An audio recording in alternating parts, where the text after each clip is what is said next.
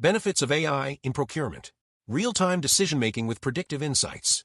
Automation of repetitive and error-prone tasks. Enhanced strategic sourcing. Improved agility and responsiveness in global disruptions. Data-driven supplier engagement. Challenges in implementing AI in procurement. High implementation and training costs. Data quality and integration issues. Resistance to change from traditional procurement teams.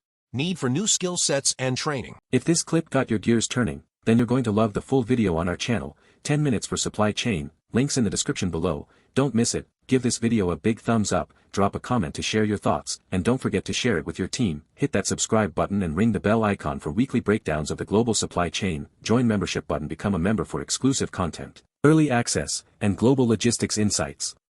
Thanks for watching, and until next time, stay informed, stay ahead, and always supply smart.